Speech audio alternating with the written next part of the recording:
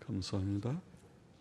같이 기도하고 말씀 생각하십니다. 하나님 아버지, 우리의 기도와 찬양을 받으시고 부족한 종에게 하나님의 말씀을 조금 해석할 지혜와 은혜를 주시고 하나님의 영, 진리의 영께서 저희 가운데 계시오니 말하는 부족한 종과 또 주를 사모하여 이 아침에 예배당에 나와 예배 드리는 모든 심령들 속에 역사하셔서 성경책을 깨닫게 하시고 성경책에 대한 관심과 사모하는 마음을 많이 주시고 또 깨닫게 하시고 그 말씀이 우리에게 기쁨이 되고 복이 되고 단 말씀이 되게 하여 주시기를 원하고 예수님의 이름으로 기도하옵나이다. 아멘.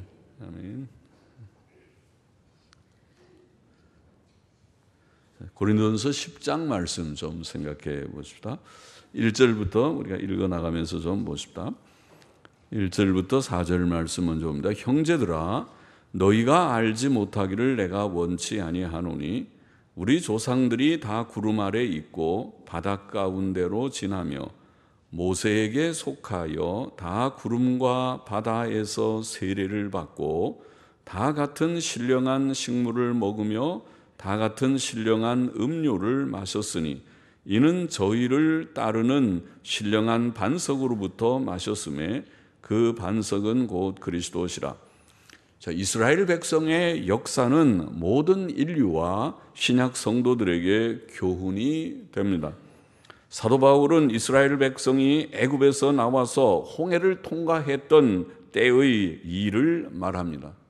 그들은 그때 다 구름, 즉 구름 기둥 아래 있었고 또 바다, 즉 홍해 가운데로 지났습니다.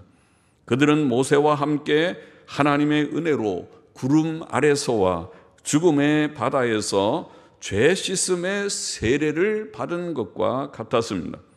또 그들은 광야에서 40년 동안 하나님께서 내려주신 만나를 먹었고 반석에서 나오는 물을 마셨습니다.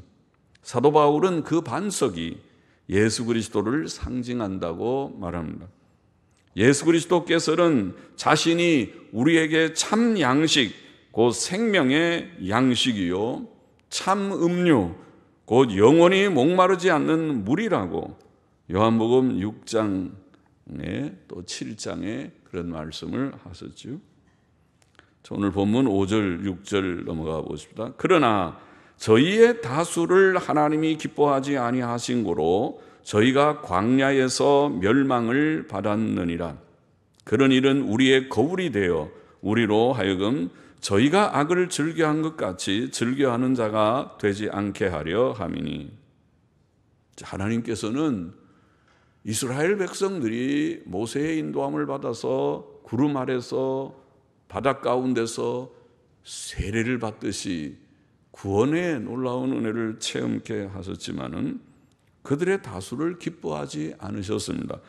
그 까닭은 그들이 하나님께 범죄하였기 때문이었습니다. 그래서 애굽에서 나온 20세 이상의 남자들 약 60만 명 중 여호수아와 갈렙 외에는 두 사람 외에는 다 광야에서 죽었지요. 잘 알고 있는 성경의 역사지요. 이스라엘 백성의 이러한 실패의 역사는 우리의 거울과 본보기가 되는 것입니다. 여기에 거울이 되어, 거울이라고 하는 typo이라는 말은 예들 혹은 본보기들, examples입니다. 예들, 본보기들. 하나님께서 우리에게 그 본보기들을 성경에 기록하여 주신 것은 우리로 하여금 그들처럼 악을 즐겨하는 자가 되지 않게 하시기 위함입니다. 하나님의 뜻은 우리가 죄로부터 구원을 얻는 것이며 다시는 죄 가운데 살지 않고 경건하고 의롭고 선하고 진실하게 사는 것입니다. 7절, 8절 보십시다. 저희 중에 어떤 이들과 같이 너희는 우상 숭배하는 자가 되지 말라. 기록된 바 백성이 앉아서 먹고 마시며 일어나서 뛰논다 함과 같으니라. 저희 중에 어떤 이들이 간음하다가 하루에 2만 3천 명이 죽었나니 우리는 저희와 같이 간음하지 말자. 이스라엘 백성의 실패의 역사에서 가장 큰 죄는 이스라엘 전체 구약의 역사책, 이스라엘의 왕국 역사를 포함해서 전체 중에서 가장 큰 죄는 첫째가 우상숭배이었습니다. 사람이 하나님을 알지 못하고 하나님을 바로 섬기지 못하며 하나님 대신 하나님 아닌 것, 곧 우상들을 섬기는 것이 가장 큰 죄라고 성경은 가르쳐 주고 있습니다. 그러므로 하나님을 아는 것이 참 지혜와 참 지식의 시작이다. 잠언에서 그렇게 말씀했죠. 사람이 정말 지혜가 있는 자는 창조주 하나님을 아는 것부터 시작해야 된다. 그것이 사실은 가장 중요한 지식이다. 우리는 하나님 외에 아무것도 섬기지 말아야 합니다. 돈도 하나님과 감히 비교할 수 없고 육신적 쾌락도 이 세상의 그 어떤 것도 우리에게 최고의 가치가 될 수 없습니다. 그것은 조만간 우리가 죽음 앞에 서게 될 때에 깨닫게 될 것입니다. 우리를 향하신 하나님의 뜻은 우리가 오직 창조주와 섭리자이신 하나님을 알고 그를 믿고 사랑하고 섬기며 그의 모든 명령을 순종하는 것입니다. 그 다음으로 인간관계의 죄들 중에 첫째로 중요한 죄는 간음입니다. 하나님과의 문제에서 가장 죄 중에 중요한 죄가 우상숭배고 그 다음이 중요한 것이 인간관계의 죄들, 많은 죄들 가운데 첫째가 간음입니다. 하나님께서는 부부관계를 벗어난 음란 행위를 매우 미워하십니다. 이스라엘 백성은 음행하다가 하루에 2만 3천 명이 죽었다고, 큰 재앙으로 죽었다고 상기시킵니다. 바울은 여기 본문에서 그렇게 증거하고 있습니다. 민수기 25장 9절에 보면 그들이 음행하다가 연병으로 죽은 자가 2만 4천 명이었다는 말씀은 나무에 처형한 백성의 두령들의 수를 포함한 것일 것입니다. 그들 수가 이스라엘 1,000만인의 두령들이 한 1,000명쯤 된다고 볼 때 2만 3천 명이 하루에 다 죽고 1,000명은 또 대낮에 처형을 하고 나무에 매달아 죽이고 2만 4천 명이 그 연병으로 죽었다고 그렇게 볼 수 있을 것입니다. 하나님께서는 우리의 가정과 부부 관계의 순결을 중시하십니다. 우리 각 사람은 가정과 부부 관계의 순결과 사랑을 잘 지켜야 합니다.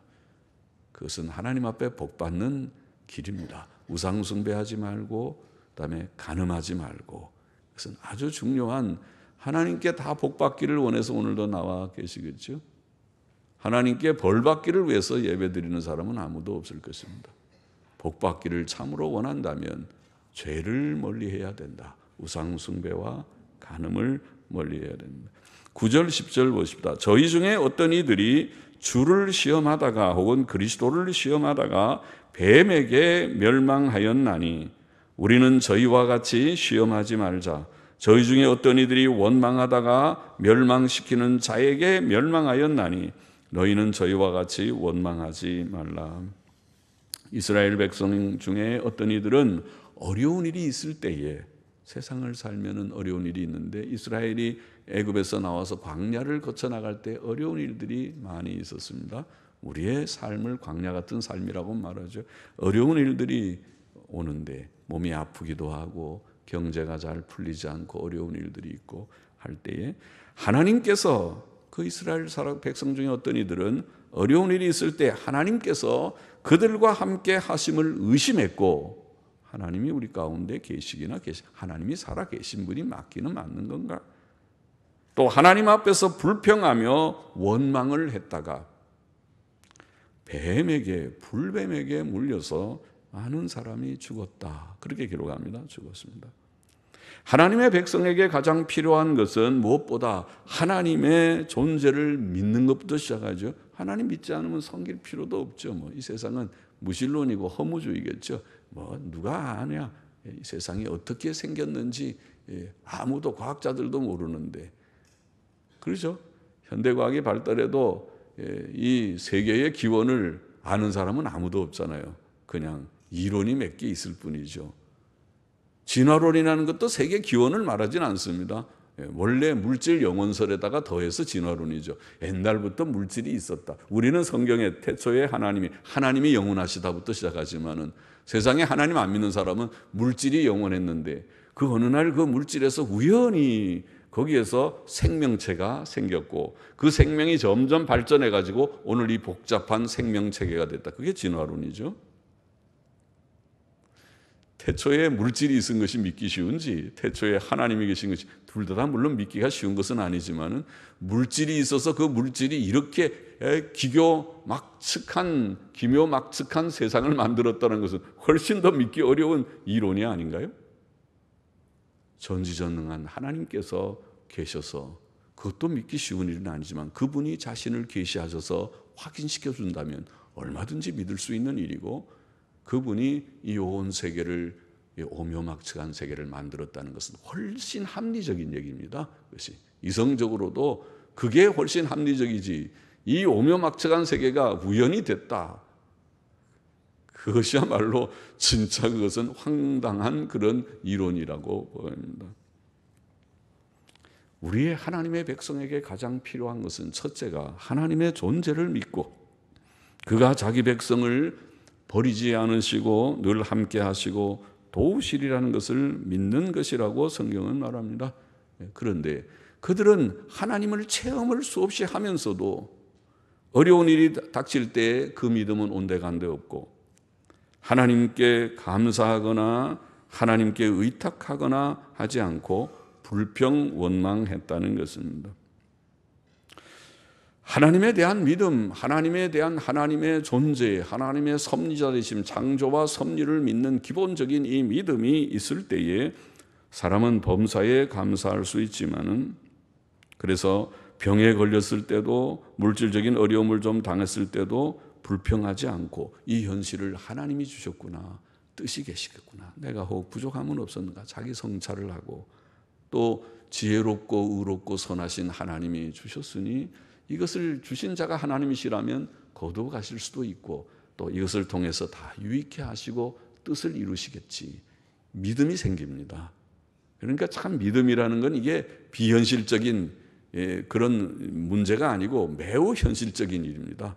사람이 종교적인 믿음, 참된 신앙을 갖느냐 안 갖느냐 하는 것은 그가 인생을 살아갈 때, 현실을 살아갈 때 하늘과 땅의 차이를 만듭니다. 우리 예수 믿는 사람들, 하나님을 아는 사람들은 범사에 하나님을 시인하고 긍정하고 현실을 긍정하고 현실 속에서 하나님이 하시는 일을 보면서 체험합니다. 정말 내가 그렇게 믿고 조금 기다리고 나아갔더니 하나님이 나를 도우셨어요. 하나님이 함께 하시는 것을 내가 느껴요.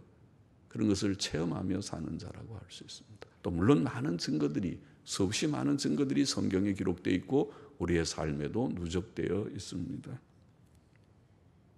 그러나 이스라엘 백성에게는 그런 것이 없었다는 것입니다. 하나님을 많이 체험했음에도 불구하고 믿음이 지독히도 없었어요. 그래서 그들은 불평 원망하고 하나님이 우리 가운데 계신가? 그러니 하나님께서 노하셔서 그들에게 여러 가지 재앙을 내리기도 하셨다. 그 중에 하나가 불뱀이 나와서 그들을 물어서 많은 사람이 죽게 되는 사건이었죠. 11절 보십시다. 저에게 당한 이런 일이 거울이 되고 또 말세를 만난 우리의 경계로 혹은 교훈으로 기록하였느니라. 말세를 만난 우리라는 말은 신약 시대가 말세임을 증거합니다. 성경은 지구의 역사가 대략 6,000년임을 증거합니다. 어떤 이들은 아이고 그거밖에 안 돼요. 학교에서는 몇만 년, 몇십만 년 그렇게 하던데요. 그래요? 그렇게 길어야 속 시원한 사람들은 그렇게 믿는 근거가 있으면 믿으십시오. 그러나 저는 6,000년도 너무 지루하고 길어서 빨리 역사가 끝나고 하나님이 우리에게 주시는 참된 새 하늘과 새 땅이 오기를 사모합니다. 성경은 6,000년입니다. 성경은 정확한 역사책입니다. 아담은 창조된 후 거의 1,000년 가량 살았습니다. 그가 죽은 지 얼마 후 노아가 태어났습니다. 아담의 창조 후 2,000년경에 아브라함이라는 인물이, 또 3000년경에는 다윗이라는 인물이, 와, 1000년 단위로 뭐가 나타나시는가? 4000년경에는 예수께서 오셨습니다. 그리고 하나님께서는 이제 예수님의 승천하신 후에 2000년이 지나게 하고 계십니다. 하나님의 역사의 마지막에 여기에 말세라고 말하니까 예수님이 오신 이 신약시대는 말세다, 마지막 세대라는 말은 하나님이 6000년, 만년, 억겁으로 어디에서 말하는 것처럼 이 세계는 돌고 돌아서 억겁의 그런 끝없이 도는 세상이 아니고 시작이 있고 끝이 있는 세상이라고 성경은 말하는데, 성경의 세계관, 성경의 역사관은 분명한데, 그런데 역사의 마지막 부분 말세라는 것을 지금 말하고 있으니까 말세는 예수님이 오신 것이 아담 후 4000년경에 주님이 오셨고, 그리고 그 후에 2000년이 지금 지나고 있으니까 지금 말세요, 말세 중에도 거의 마지막이다. 아마 6000년, 아담 후 7000년이 되면 모든 것이 끝나는 것이 아닌가. 그렇게 함부로 숫자 놀이를 하면 안 되지만은 말세의 징조가 20세기에 말세의 징조가 너무 많다는 것을 제가 교리 설명할 때 종말의 징조, 주의 재림의 징조 10가지에 나오는 성경의 징조들을 쭉 해석하면서 지금은 기근과 전쟁과 또 온역과 또 이런 모든 배교와 이런 징조들이 많이 일어나고 있는 것이 아닌가. 아직은 평안하다고 그러지만은 그러나 지구는 종말을 향해서 가고 있는 것이 아닌가. 지금 지구가 보유하고 있는 핵무기는 언젠가는 써먹을 것입니다. 인류는 써먹지 않은 전쟁 무기를 소유한 적이 없습니다. 핵무기를 써먹는 제3차 세계대전이 일어나면 지구는 흔히 사람들은 자멸한다고 하지만 자멸이 아니라 하나님께서 내리시는 최종적인 재앙이 될 것입니다. 이제는 과거의 1, 2차 세계대전에 참혹한 것과는 비교할 수 없는 참혹한 전쟁터가 될 수 있을 것입니다. 말세의 지말이라, 말세에 만난, 지금은 말세의 지말, 말세의 마지막이다. 이스라엘 백성의 실패는 우리에게 본보기가 되고 또 말세를 당한 우리에게 교훈이 됩니다. 우리는 그들의 실패를 거울 삼아서 하나님께서 미워하시는 죄에 빠져 실패자가 되지 않도록 힘써야 된다는 말입니다. 우상 숭배하지 말고, 간음하지 말고, 불평 원망하지 말고, 하나님을 믿고 확신하고 하나님의 뜻을 실천하면서 살다가 종말을 맞아야 될 것이고 주의 재림과 심판을 맞아야 되는 것이 신자들임을 명심하라. 그 말입니다. 다 이론적으로는 배워서 알고 있지만은 현실 속에 들어가서 그것은 온데간데 없고 믿음도 없고 소망도 없고 그저 하나님도 없고 어떤 때는 돈만 보이고 세상의 모든 현실의 평안함만 보여서 지금 현실에 좋다고, 아직 재앙이 없는 것 같다고, 돈도 있고 평안도 있으니까 먹자 놀자 그렇게 했죠. 우리가 그렇게 많이 하고, 부자들은 그렇게 가고 어려운 사람 어려운 대로 불평 원망하고 돈 있는 사람은 있는 대로 흥청만청 돈 다 쓰기가 수십억만 있으면 뭐 평생 매달 1000만 원씩 써도 다 못 쓰고 갈 것이니까 실컷 먹자 놀자 하고 살 수 있는 이 세상인 것 같지만은, 그러나 하나님께서는 그렇게 살지 말라. 그래서 그렇게 살면 이스라엘의 실패를 너희도 반복하는 것이 될 것이고 하나님의 재앙을 피할 수 없을 것이다. 12절 보시. 그런 줄 선줄로 생각하는 자는 넘어질까 조심하라. 사람이 감당할 시험 밖에는 너희에게 당한 것이 없나니 오직 하나님은 미쁘사 너희가 감당치 못할 시험 당함을 허락지 아니하시고 시험 당할 즈음에 또한 피할 길을 내사 너희로 능히 감당하게 하시느니라. 섰다는 말은 믿음과 순종의 생활을 한다는 뜻이고, 넘어진다는 말은 불신앙과 불순종의 삶, 즉 범죄하는 삶을 가리킵니다. 사람은 누구나 부족하기 때문에 자신이 믿음에 섰고 순종하며 산다고 자신감을 가져서는 안 됩니다. 늘 조심하지 않으면 넘어지기 쉽습니다. 죄 짓는 것은 순간이죠. 넘어진다는 것은 순간적으로 넘어지지. 나는 절대로 안 넘어진다 하는 사람은 없어요. 늘 깨어 기도하는 것밖에 없고, 기도해도 어떤 때는 시험에 넘어지기도 하는데, 그러나 우리는 하나님께서 사람이 감당할 시험만 우리에게 허락하시고 감사한 일이죠. 시험이 많은 세상에서 앞으로 실패할 수 있다고 지금 말해 놓았는데 두려워서 어떻게 사는가 염려하지 말고, 하나님이 감당할 시험만 우리에게 주시고 또 시험 당할 즈음에 피할 길을 주신다. 감사하구나.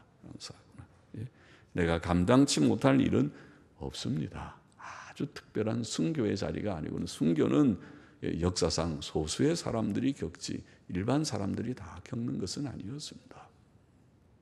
그래서 우리는 시험 당할 때 두려워하지 말고, 낙심하지 말고, 하나님을 의심하거나 불평 원망하지 말고 믿음으로 살고, 항상 하나님의 말씀을 붙들고 성경 읽고 기도하고 늘 하나님의 법도대로 의와 선을 행하는 자가 되어야 한다는 것을 교훈하고 있는 것입니다. 바로 살아라는 것입니다. 낙심하지도 말고 두려워하지도 말고. 14절, 그런즉 내 사랑하는 자들아 우상 숭배하는 일을 피하라. 우상 숭배를, 특히 지금 우상 숭배에 대한 그 권면의 맥락에서 이런저런 말씀을 하고 있죠. 우상 숭배를 피하라. 우상 숭배는 유일하신 하나님 외에 다른 신을 인정하는 행위가 우상 숭배죠. 그것은 하나님께서 주신 10계명의 1, 2계명을 범하는 큰 죄입니다. 오늘날 우상은 다른 어떤 신상을 만들어 놓고 섬기는 것은 좀 적어 보이지만은 그런 신상이 필요 없습니다. 오늘날 현대인의 우상은 몇 가지 있습니다. 현대인의 우상은 첫째가 돈입니다. 그죠? 돈이 이 황금 만능주의적인 자본주의적인 그런 저 풍조 속에서 돈이면 최고지, 돈이면 최고지. 교회 가면 돈 몇 천만 원 내면 장로도 될 수 있는 시대일 것입니다. 성직매매예요, 성직매매. 돈이 우상이 돼 있고, 또 자기라는 것이, 자기 자신을 얼마나 아끼는지, 자신의 쾌락, 자신의 즐거움, 자기가 좋다면은 돈만 있으면 주일 같은 것도 필요 없습니다. 내가 놀러 갈 거 다 가고, 죄송해요, 놀러 간 사람 다 자기 위해서 갔다는 뜻은 아니지만은, 그러나 돈만 있으면, 돈 있고 하면은 자기가 우선이지 주님이 결코 우선이 아닌 사람들도 들어 있다는 말이죠. 그 깊이 생각해야 될 문제죠. 우상입니다. 자기라는 것이 우상 덩어리입니다. 돈이, 자기라는 것이 육신의 쾌락이, 이것은 일종의 우상 숭배입니다. 15절 보십시오. 나는 지혜 있는 자들에게 말한 것 같이 하노니 너희는 내 이르는 말을 스스로 판단하라. 우리가 축복하는 바 축복의 자는 그리스도의 피에 참여함이 아니며 우리가 떼는 떡은 그리스도의 몸에 참여함이 아니냐. 떡이 하나요 많은 우리가 한 몸이니 이는 우리가 다 한 떡에 참여함이라. 육신을 따라 난 이스라엘을 보라. 제물을 먹는 자들이 제단에 참여하는 자들이 아니냐. 성찬의 떡과 포도즙은 십자가에 찍히신 그리스도의 몸과 흘리신 피를 상징하고, 성도가 성찬에 참여한다는 것은 그리스도의 몸과 피에 참여하는 것이며 그의 십자가 사역으로 이루신 속죄의 은혜를 내가 받아 누린다는 뜻입니다. 굉장히 중요한 의미심장한 뜻이죠. 그 떡을 먹고 그 포도즙을 마시는 자는 생명이 있고 그것을 거절하는 자는 생명을 거절하는 것이라는 뜻이니까 중요한 것이죠. 성찬의 떡은 그리스도의 몸을 나타내며 그 떡을 떼어 모든 사람에게 나누는 것은 우리가 다 한 분 예수 그리스도와 영적으로 정신적으로 신비한 한 몸이 됨을 나타내는 깊은 뜻이 있습니다. 19절 20절 보시다. 그런즉 내가 무엇을 말하느뇨? 우상의 제물은 무엇이며 우상은 무엇이라 하느뇨? 내가 지금 우상이 뭐라고, 우상이 어떤 대단한 존재라고 말하는 것인가? 그런 질문의 뜻입니다. 대전은 알라는 말은 그러나, 그렇게 영어 성경처럼 번역하는 게 좋습니다. 그러나 내가 뭐라고, 우상이 대단한 것이라고 지금 말하는가? 아니요, 그런 것이 아니죠. 그러나 그런 것이 아니지만은 이방인의 제사하는 것은 귀신에게 하는 것이요 하나님께 제사하는 것이 아니니 나는 너희가 귀신과 교제하는 자 되기를 원치 아니하노라. 바울은 이미 우상은 세상에 아무것도 아니라고 말했습니다. 우상은 아무것도 아니지만 이방인의 제사는 종교적 성격을 띈다는 것입니다. 우리나라도 그렇죠. 우리나라도 우상 숭배의 나라예요. 우리나라는 기본이 복받기 틀린 나라예요. 예? 그렇잖아요. 구정과 추석 때마다 온 세상이 우상, 그리고 아주 이것이 무슨 전례적인 문화라고 해서 TV까지도 재래의식, 제사 음식 이런 거 다 소개하고 그것이 문화가 돼 있는 나라니까 우상덩어리의 나라죠. 이 나라가 복받기 틀린 나라죠. 하나님의 진노를 받지 않으면 다행이지만 진노를 받지 않기가 힘든 나라죠. 이 나라를 버티는 것은 예수 믿는 사람들만일 터인데 예수 믿는 사람들도 정신을 차리지 못한다면 이 나라의 소망이 별로 없을 것입니다.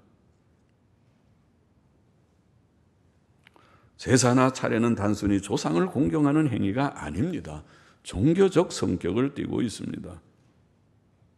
그러나 우상이나 조상신은 신이 아니고 어떤 신적 존재도 아니고 세상에는 하나님 외에 다른 신이 없습니다. 그러므로 이방인들의 제사는 그들이 무슨 신을 향해서 제사를 드리든지 우리나라처럼 제사나 차례 때 절기 때마다는 조상신을 섬긴다고 조상의 혼령이 와서 마치 위로를 받는 것처럼 제사를 드리는 것은 조상의 혼이 옵니까? 그 천국 아니면 지옥 간 조상이 올립니다. 천국 간 사람한테 제사 드릴 리도 없고 지옥 간 사람에게 조상들에게 제사 드리면 지옥 갔던 영이 돌아옵니까? 거기서 와서 그냥 참 감사하다. 너희가 나를 위로하니까 내가 그래도 마음이 좀 위로가 된다. 그럽니까? 그러면 하지만은 그것이 죽은 지옥 간 영혼의 혼이 돌아올 리가 없고 천국 간 사람도 돌아올 리가 없고 또 다른 신을 섬긴다면 신이 있는 것도 아니고 하면 뭐가 받습니까? 그래서 여기에 이방인들의 제사하는 것은 귀신에게 하는 것이니, 그래서 귀신에게 그렇게 말했죠. 오늘 여기 이방인의 제사하는 것은 귀신에게 하는 것이니 신이 있는 것도 아니고 조상의 영이 와서 위로를 받는 것도 아니고 단지 그것은 잘못된 귀신 숭배에 불과한 것이니까 악령이 지금 하는 참 하나님을 믿지 못하게 방해하는 악령의 방해에 불과한 것이다. 우상 숭배는. 그러니 우리가 그것을 타파하지 않고서는 하나님 바로 섬길 수가 없다는 거죠. 우상 숭배를 버려야 하나님을 섬기는 첫째가 죄를 버리는 건데 죄 중에 첫째가 우상 숭배라면 제사 제도를 타파하지 않으면 하나님을 섬기는 첫걸음도 뗄 수가 없다는 거죠. 타파해야 된다. 그 말을 바울은 하고 있는 것입니다. 우리가 우상과 귀신과 교제하는 자 되어서는 안 된다.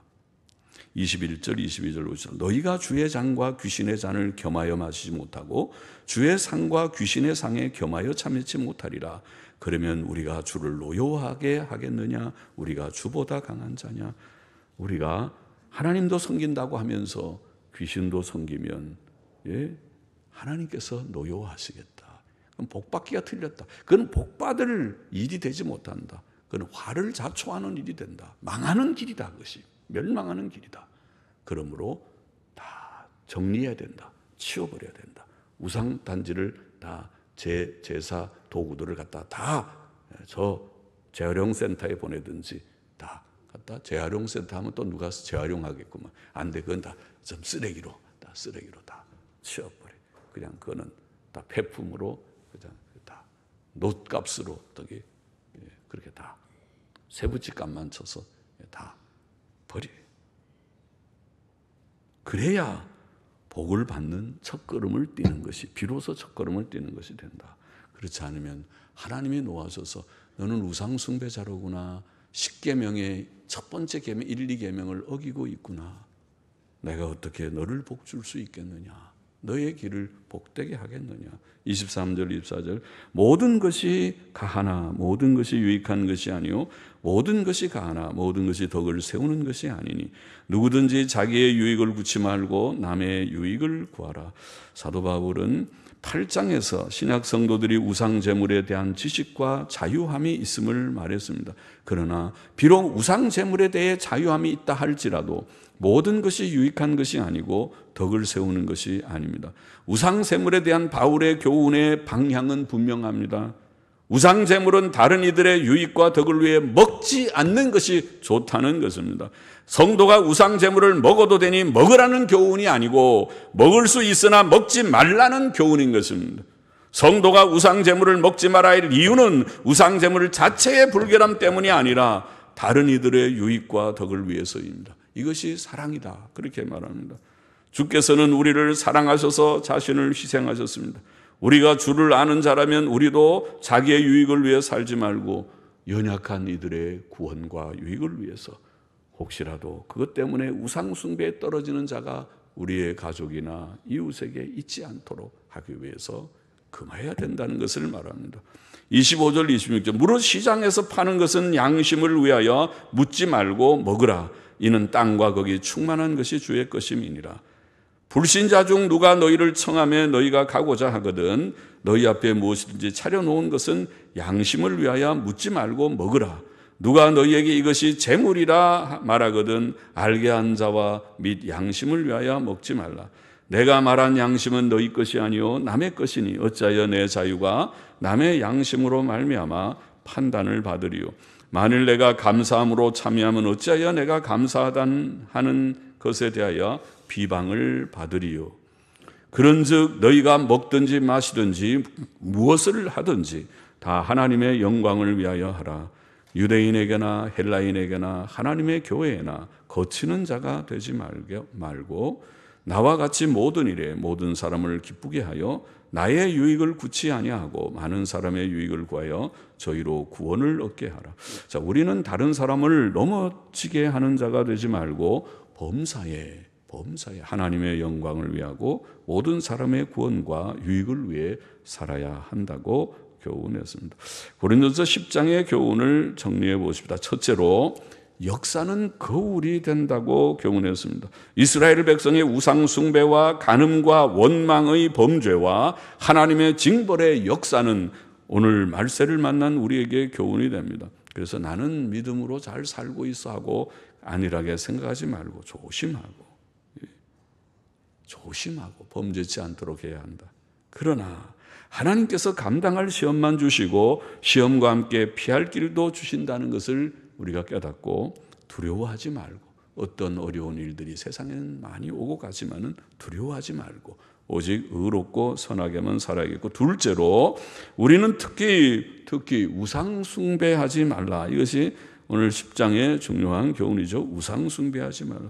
이방인들의 제사는 귀신들에게 하는 것이므로 예수님 믿는 사람들은 그런 제사에 참여하여 귀신들과 교제하다가 하나님의 진노를 당하는 자가 되어서는 안 된다는 것이 오늘 본문의 분명한 교훈입니다. 명심해야 하겠습니다. 우리는 하나님만 섬기다가 가리라 살리라. 셋째로 우리는 덕을 세우는 자가 되어야 한다는 것도 강조해서, 그것도 귀한 교훈입니다. 모든 것이 가능해도 모든 것이 유익한 것이 아니다. 거기에 덕의 중요성이 있습니다. 덕이라는 것은 남의 유익을 위해서 말하고 행동하는 것을 우리가 덕이라고 그러죠. 성도가 영적으로 성숙할 때, 영적으로 어린아이일 때는 자기 하는 대로 해요. 애들이 하듯이. 애들은 자기 생각대로 그냥 막 행동하고 그러죠. 철부지라고 그렇게 말하죠. 그러나 어른이 되면 그렇지 않아요. 상대를 좀 배려하고 생각하죠. 영적으로도 그래요. 영적으로 성숙한다는 것, 성숙했다는 것은 남의 구원과 남의 유익을 고려하면서 자신을 절제하고 자신을 제한할 줄 아는, 이게 덕이라는 것입니다. 이렇게 덕스러운 사람이 되면 얼마나 좋겠어요. 가정이 아름다워지고 교회가 아름다워지고 사회가 아름다워지죠. 서로 남에게 상처 주는 말은 자제하고, 아무 말이나 내가 하고 싶은 대로, 내 자유인데 뭐 내가 다 하고 싶은 대로 행동하지 않고 우리의 언행을 삼가게 되죠. 덕을 생각해야 된다. 그렇게 말씀했습니다. 기도하십시다. 하나님, 역사의 실패에, 이스라엘의 실패의 역사를 거울 삼아서 우리는 범죄치 않기를 힘쓰고 특별히 우상 숭배에 떨어지지 않기를 힘쓰라는 교훈을 마음에 새기게 하시고, 또 영적으로 성숙하여 하나님의 영광을 위하고 다른 사람의 구원과 유익을 위하여 덕스러운 자들이 되라고 가르쳐 주셨사오니 마음의 명심에서 다 영적으로 성숙하는 저희들이 되게 하옵소서. 오늘도 혹 주를 알지 못하는 자들이 있으면 살아계신 하나님과 구주 예수 그리스도를 참으로 찾게 하시고 만나게 하시고 예수님 믿고 구원받아서 새 삶을 살게 복을 주옵소서. 예수님의 이름으로 기도하옵나이다. 예, 아멘.